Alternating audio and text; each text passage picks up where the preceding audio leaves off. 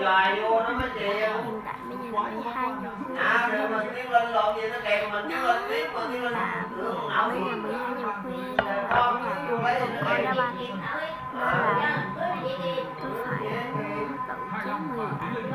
Nhưng mà tôi không có phải là nên là khi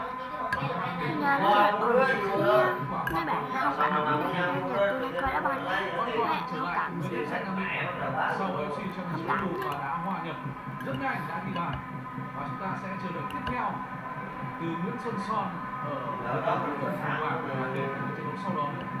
Ngày nay thì Văn Vĩ của Thép Xanh Nam Định cũng đã ra sân và những cầu thủ tập trung sau đã cho thấy sự hòa nhập rất nhanh với đội tuyển Việt Nam. Dù cho trong những ngày đầu tiên thì cả Văn Toàn, Văn Vĩ và Xuân Son đều tập riêng.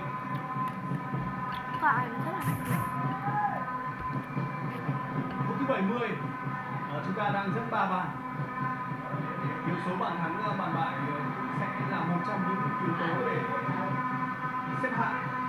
Nên là tôi đang để là nói với ngay cái chỗ đá mà tôi không phải quan sát do là bình thường tôi hay bị mất đồ mất mèo á, và mấy bà mẹ tha đi á, nên là tôi mới ngồi tôi canh Tiến Linh. các bạn nói quốc ban của tôi quốc ban là phải 12 giờ khuya mới chịu nha. Giờ mà 12 giờ khuya mình nhà tôi vẫn còn coi đá banh ở sáng trần. Đúng hai trong trận này.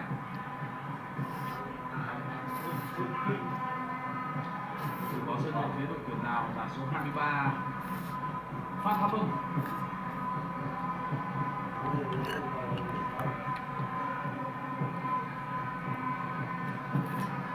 Hai sự đổi người liên tiếp Peter Phan Tháp Hưng và cùng đó là Anuson Sepania là những cầu thủ vào sân bên phía đội tuyển chủ nhà.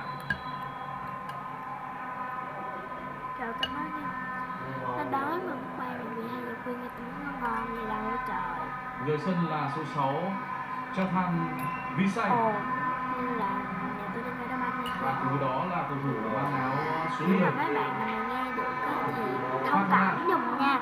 Do là tôi đang quốc ban á, mà nhà tôi bây giờ 12 giờ khuya vẫn còn mở tivi để coi đá banh. Không nghĩa là nghiện bách tới vậy luôn á. Các bạn thông cảm xíu đi.